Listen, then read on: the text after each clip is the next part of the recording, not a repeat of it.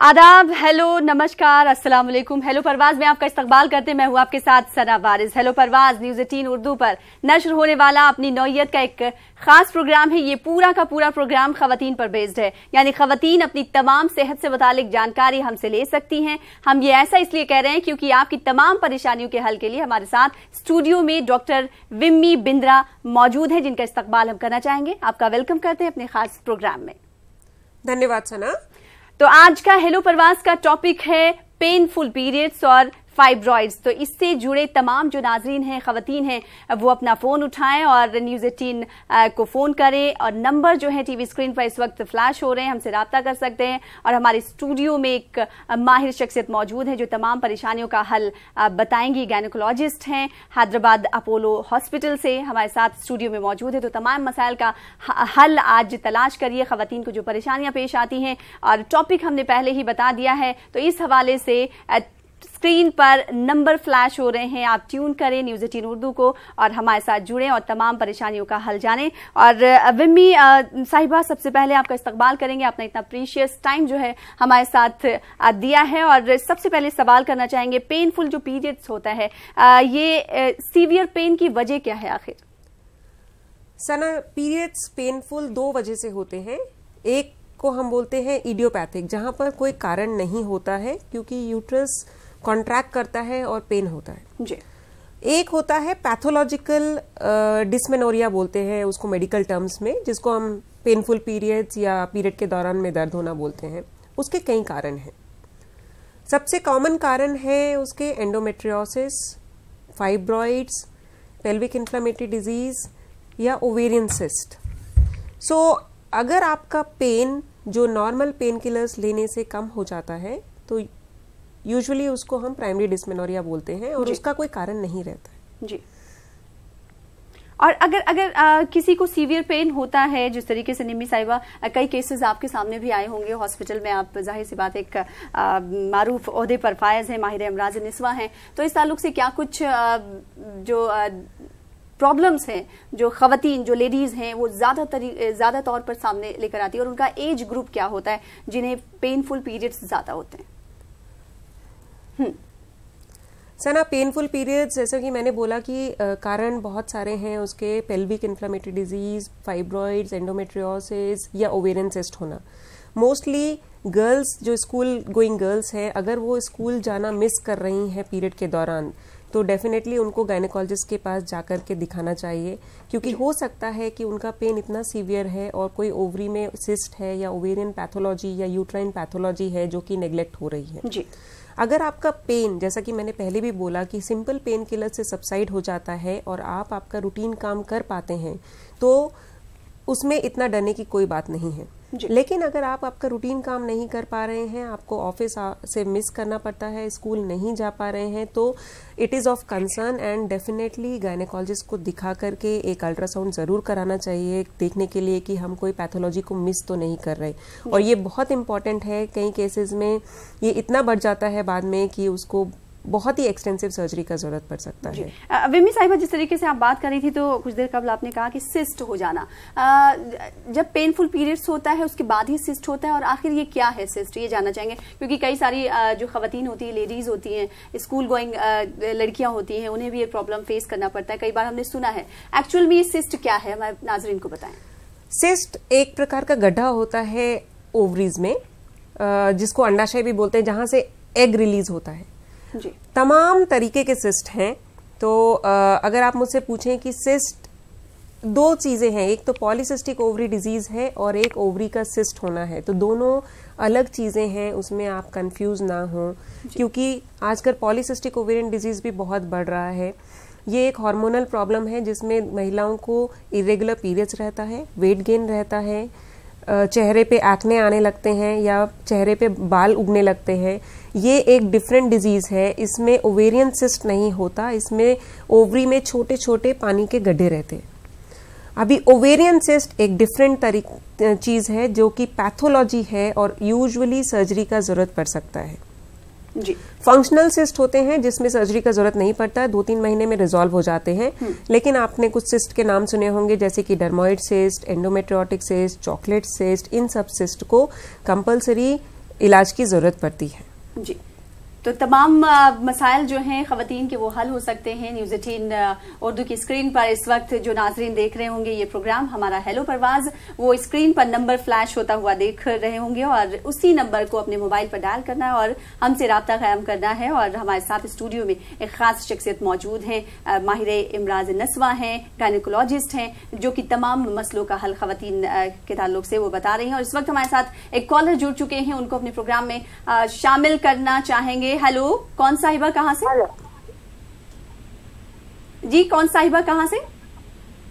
मैं यास्मीन निखत बल्लारी से बात कर रहा हूँ। जी यास्मीन साहिबा, क्या कुछ सवाल है? आप अपना सवाल दोहरा सकते हैं।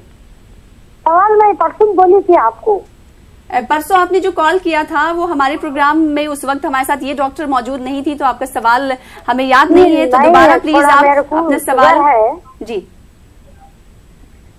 यास्मीन साहिबा, आप सवाल कर सकती हैं। जी, मेरे को पाँव में, सीधे पाँव में झुम करता मेरे को। क्या? सीधे पाँव में झुम कर झनकारे मारता, क्योंकि शुगर है। ओके, पैर में, आपके राइट पैर में दर्द रहता है। ये दर्द के हवाले से सवाल करना चाहिए। कमर से लेकर नीचे तक इन्हें पैर में दर्द होता है, इस हवाले से उनका सवाल था। आप क्या कुछ कहना चाहेंगी? ये क्यों दर्द हो रहा है उन्हें और किस तरीके का दर्द ये हो सकता है? यास्मीन जी, आपकी माहवारी कैसी रहती है? पीरियड्स रेगुलर रहते हैं? पीरियड्स के टाइम पे कोई दर्द होता है? वो उनका राब्ता निम्मी जी कट चुका है, वो बस सवाल करके कॉल डाउन कर दी गई है। तो आप उन्हें जो मशवरे हैं वो दे सकती हैं कि आखिर क्यों पैर में दर्द हो रहा है, जो बेसिक नीड उन्हें चाहिए। सना, बहुत सी चीजें मैं यहाँ पे जानना चाहती थी। जैसा कि कॉलर ने सिर्फ यही बोला कि उनकी राइट लेग में पेन हो रहा है। अगर मुझे थोड़ा सा भी उनकी माहवारी के बारे में या ब्रीफ नहीं किया उन्होंने, हाँ, अगर मुझे उनके बारे में पता होता तो शायद कुछ डिजीजेस हैं जो कि रिलेटेड हो सकती हैं, जिसमें आपको लेग पेन भी हो सकता है। अगर आपको कोई बड़ा ओवेरियन ट्यूमर है या बड़ी ओवेरियन सिस्ट है तो कभी कभी नर्व कंप्रेशन की वजह से राइट लेग में पेन भी हो सकता है। जी। थोड़ा अनकॉमन कॉज है, लेकिन उसको एक्सप्लोर करना पड़ता है। तो यहाँ पे पेशेंट हिस्ट्री बहुत इंपॉर्टेंट हो जाती है। जाहिर सी बात है। तो तमाम लोगों से अपील है, जो खवातीन हमें कॉल कर रही हैं, हमसे जुड़ रही हैं, तो उनसे यही रिक्वेस्ट है कि अपना सवाल जो है वो पूरी तरीके से मुकम्मल करें और बताएं उन्हें क्या कुछ प्रॉब्लम है। तभी उन तमाम प्रॉब्लम्स का सलूशन जो हमारी डॉक्टर हमारे साथ मौजूद हैं इस वक्त हैदराबाद स्टूडियो में, वो बता सकती है। और इस वक्त एक बार फिर से एक कॉलर जुड़ चुकी है जिन्हें अपने इस प्रोग्राम में शामिल कर लेते हैं। हेलो, कौन साहिबा? हेलो हेलो हेलो, कौन साहिबा फोन लाइन पर मौजूद है? अपना सवाल आप कर सकती हैं। हेलो, तो कॉल डाउन हो गया है, हो सकता है। और दूसरे कॉलर्स जो हमारे साथ इस वक्त फोन लाइन पर मौजूद हैं उनसे रब्ता करने की कोशिश करेंगे। हेलो, अस्सलाम वालेकुम। तमाम कॉलर से अपील ये है कि अगर वो हमें कॉल कर रहे हैं तो प्लीज अपना टीवी का जो ऑडियो है वो म्यूट करके हमसे कॉल करें, क्योंकि हमारी आवाज हम तक वापस आ रही है। तो हम ऐसे में हम तमाम कॉलर से यही अपील करते हैं कि हमसे राब्ता करें तो प्लीज ऑडियो म्यूट करके हमसे राब्ता करें। एक और कॉलर को जोड़ेंगे और इनका ऑडियो जो है डाउन कर दीजिए। लगातार हम अपने कॉलर्स को जोड़ते रहेंगे। हमारे साथ विम्मी साहिबा मौजूद है। विम्मी साहिबा, जिस तरीके से देख रहे हैं कि बार बार कॉलर्स जो है कर रहे हैं, उनका सवाल तो हम बाद में लेंगे, क्योंकि जब आप देंगी जब पूरा सवाल सही तरीके से समझ में आएगा। अगर बात की जाए पेनफुल पीरियड्स की, तो कहा जाता है कि जिन्हें पेनफुल पीरियड्स होता है वो कंसीव करने में उन्हें प्रॉब्लम होती है। ये क्या है? मतलब ज्यादा जिन्हें पेनफुल पीरियड्स रहता है तो क्या वो सही मानों में वो कंसीव करने में उन्हें प्रॉब्लम होती है शादी के बाद? सना, क्या होता है कि पेनफुल पीरियड्स के बहुत सारे कारण, जैसा कि मैंने आपको बोला, उसमें से सबसे इम्पॉर्टेंट कारण है एक एंडोमेट्रियोसिस एंड एडिनोमायोसिस। ये एक प्रोग्रेसिव डिजीज है और ये हर एक पीरियड के साथ थोड़ी बढ़ती रहती है। इसमें लाइनिंग ऑफ यूट्रस के अंदर एक लाइनिंग रहता है जिसमें जो पीरियड के दौरान पे बाहर निकलता है।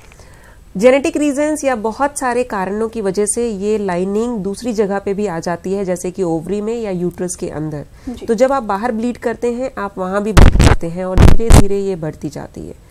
तो अगर किसी बच्ची ने आपको 12-13 साल की उम्र में ये बोला है कि उसको पेनफुल पीरियड्स हैं, तो उसको चेकअप के लिए ज़रूर जाना चाहिए। उसको ये कहा जाता है कि आपको पेन नॉर्मल है, पेनफुल पीरियड्स होना चाहिए। ये एक मिथ है और ये एक गलत धारणा है जो कि हमें हटानी है।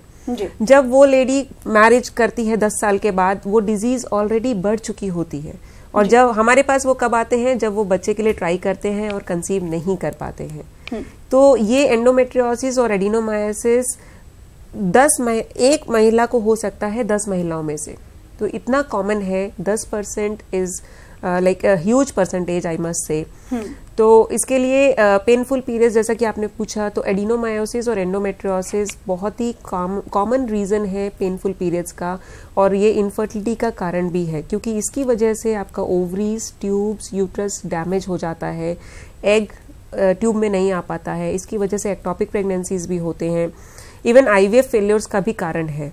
तो ये बहुत बहुत ज़रूरी है कि अगर आपको पेनफुल पीरियड्स हैं तो आप एक बार गायनेकोलॉजिस्ट से चेकअप ज़रूर कराएं। और एंडोमेट्रियोसिस और एडिनोमायोसिस के लिए सर्जरी अवेलेबल है, जिसको कि हम एक्सिशन सर्जरी बोलते हैं, और ये सर्जरी कुछ स्पेशलिस्ट डॉक्टर ही कर पाते हैं। तो इसकी जानकारी भी आपको होनी चाहिए। और न्यूज़ 18 उर्दू पर नश्र हो रहा है और तमाम खवातीन हमसे जुड़ने की कोशिश कर रही हैं। कई कॉल्स भी हमने लिए हैं, लेकिन उनका मुकम्मल तौर पर सवाल हम तक अभी तक नहीं पहुंच पाया है, क्योंकि वो आधे अधूरे सवाल करी। तो तमाम से रिक्वेस्ट है कि आप अपना सवाल मुकम्मल करें, और जब हमें कॉल करें तो please please please audio mute करके टीवी की हमें कॉल करें, तभी हम आपकी कॉल और आपकी परेशानियां अपने डॉक्टर के गिर्द रख सकते हैं, और तभी आपके मसले का वो हल कर सकती हैं। कई सवाल हैं, निम्मी बिंद्रा साहिबा से करना चाहूंगी। विम्मी बिंद्रा साहिबा, इनका नाम है, बार बार नाम को लेकर मैं उल्टा नाम निम्मी बोल दे रही हूँ, लेकिन नाम इनका विम्मी बिंद्रा है, जो कि गायनेकोलॉजिस्ट हैं, हमारे साथ इस वक्त मौजूद हैं। कॉल लेंगे, इस वक्त हमारे साथ कॉल पर फोन लाइन पर जुड़ चुके हैं एक साहिबा, उनका इस्तकबाल करते हैं। हेलो, कौन साहिबा? हेलो हेलो, नुज़रत साहिबा, हेलो। हाँ हेलो जी, कहाँ से बोल रही हैं? आपका सवाल क्या है? नांदेड़ से बात कर रहे हैं हम। जी, सवाल आप अपना कर सकती हैं। जी, हमारा सवाल ये है डॉक्टर साहब से कि हमारा व्हाइट डिस्चार्ज का प्रॉब्लम है। क्या प्रॉब्लम है? White discharge. ठीक है जी। हाँ, तो वो बहुत सालों से है, तकरीबन 8-10 सालों से है जी। तो वो जैसा मैच्योरिटी नहीं हुई थी तब से है वो प्रॉब्लम। बहुत सारे डॉक्टर्स के पास बताया, आयुर्वेदिक हर चीज करे हमने, लेकिन वो कम ही नहीं हो रहा है जी। तो बस आपकी उम्र क्या है नुज़रत साहिबा? जी 28 साल। 28 साल। आपकी शादी हो चुकी है? जी नहीं। जी ठीक है, आपके सवाल सुन रही हैं, हमारे साथ जो डॉक्टर मौजूद हैं। डॉक्टर साहिबा, इनके सवाल का जवाब दीजिएगा। सना, ये बहुत ही इम्पोर्टेंट प्रॉब्लम है। 90% हमारे पेशेंट जो ओपीडी में आते हैं उनको व्हाइट डिस्चार्ज का प्रॉब्लम हो सकता है जी। व्हाइट डिस्चार्ज का कैरेक्टर हमें पता करना होता है। हम यूजुअली देखते हैं कि उसमें स्मेल है कि नहीं, उसका कलर चेंज हो रहा है कि नहीं। व्हाइट डिस्चार्ज फिजियोलॉजिकल होता है अगर वो बिफोर पीरियड्स हो रहा है, आफ्टर पीरियड्स हो रहा है, या मिडिल ऑफ द साइकिल में हो रहा है एक आधा दिन के लिए, तो उसको फिजियोलॉजिकल डिस्चार्ज कहते हैं, जो कि ग्लैंड्स की वजह से, सिक्रीशंस की वजह से होता है, और वो एब्सोल्युटली नॉर्मल होता है। लेकिन अगर व्हाइट डिस्चार्ज में आपको इचिंग है, स्मेल है, और इतना है कि आपको पैड लगाना पड़ता है या पूरे महीने कंटिन्यू हो रहा है, तो डेफिनेटली वो नॉर्मल नहीं है और आपको चेकअप के लिए जाना चाहिए ज़रूर से। और एक टेस्ट है अवेलेबल जो कि स्क्रीनिंग टेस्ट बोलते हैं हम उसको, उससे सर्वाइकल कैंसर का भी पता चलता है, उसको पैप टेस्ट बोलते हैं। वो सभी लेडीज़ को 21 ईयर्स के बाद करवाना चाहिए जी। और जिनकी शादी हो गई है 3 साल तक, 3 साल के लिए शादी हो चुकी है एंड बच्चे भी हैं, उनको तो डेफिनेटली करवाना चाहिए। तो ये बहुत ही इम्पॉर्टेंट है, उसको इग्नोर नहीं करना चाहिए। ये अर्ली सर्वाइकल सेल चेंजेस का रीज़न भी हो सकता है, या इन्फेक्शन की वजह से भी हो सकता है। मोस्ट ऑफ द केसेस में इन्फेक्शन की वजह से होता है जो इजीली ट्रीटेबल है। इन्फेक्शन अगर नहीं है तो सर्विक्स में थोड़ा डैमेज की वजह से हो सकता है, जिसके लिए क्रायोकॉटरी की जा सकती है, और अगर पैप स्मीयर में कुछ चेंजेस आते हैं तो उसका ट्रीटमेंट भी अवेलेबल है जी। तो सना, मेरी यही सलाह है सभी लेडीज को जो भी 21 ईयर्स से ज्यादा हैं या जो लोग मैरिड हैं, उन लोगों को एक पैप टेस्ट जरूर करवाना चाहिए। ठीक है, तो उम्मीद करते हैं नुज़रत साहिबा को उनके सवाल का जवाब मिल गया होगा। इसी तरीके से कई कॉलर्स हमारे साथ जुड़ेंगी, उनके सवाल अपने शो में शामिल करेंगे। और इस वक्त एक और खास मौजू का जिक्र कर लेते हैं जो शुरुआत में ही हमने रखा था। विम्मी साहिबा, फाइब्रॉइड्स की बात हम कर रहे थे। आखिर ये फाइब्रॉइड्स क्या है और किस नौयत का ये मर्ज अगर कहें तो ये मर्ज? फाइब्रॉइड्स है एक ट्यूमर जो कि यूट्रस में बनता है, बच्चेदानी में बनता है। या जिसको आप रहम भी बोलते हैं, जहां पर प्रेगनेंसी बढ़ती है उसमें जो भी ग्रोथ होती है या ट्यूमर के जैसा, गड्ढे के जैसा, गांठ के जैसा आता है, उसको फाइब्रॉइड्स बोलते हैं। ठीक है। अगर मैं 100 लोगों को स्कैन करती हूँ तो 60 से 70% लोगों को फाइब्रॉइड हो सकता है। तो फाइब्रॉइड कितना बड़ा है, कहाँ पर लोकेटेड है, उसके सिम्टम्स क्या है, तो उसका ट्रीटमेंट भी उसी के हिसाब से होता है। ठीक है, जाहिर सी बात है, उसके कॉजेज क्या है और ट्रीटमेंट उसके क्या है, इस हवाले से आपसे सवाल करेंगे। लेकिन इस वक्त हमारे साथ एक कॉलर जुड़ चुकी है फोन लाइन पर, उनका रुख करेंगे। हेलो, कौन साहिबा फोन लाइन पर? अस्सलाम वालेकुम। वालेकुम अस्सलाम। कौन साहिबा, कहाँ से? मैं दिल्ली से बोल रही हूँ, मैं फातिमा बोल रही हूँ। जी फातिमा साहिबा, अपना सवाल पूछ सकती हैं, क्या आपको प्रॉब्लम है?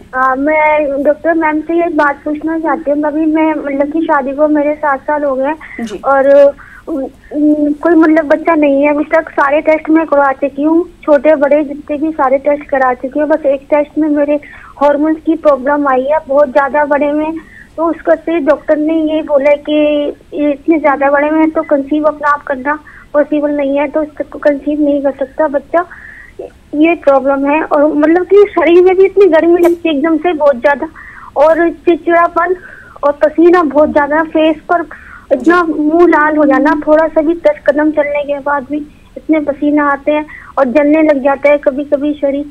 तो ये बहुत सारी प्रॉब्लम एकदम से ही चालू हो गई है।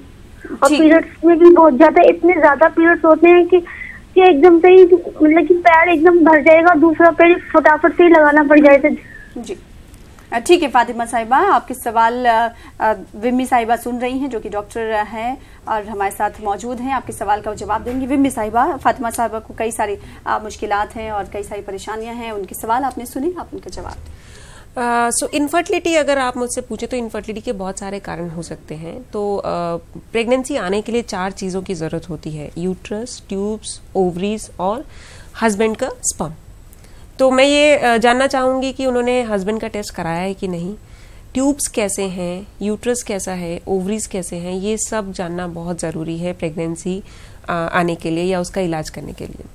जैसा कि हमारे स्कॉलर ने ये हमें बोला कि उनको पसीने आ रहे हैं, हॉट फ्लैशेस हो रहे हैं, तो ये मैं बॉडी जलने लगती है। हाँ, तो मैं एकदम से नहीं बोल सकती डायग्नोसिस क्या है, लेकिन उनके सिम्टम्स को ध्यान में रखते हुए मेरे दिमाग में जो आता है कि प्रीमेच्योर ओवेरियन फेल्योर भी हो सकता है, जिसमें आपके ओवेरियन हार्मोन्स बहुत एलिवेटेड हो जाते हैं, like FSH is very high, वो आपके मेनोपॉज रेंज में चले जाते हैं।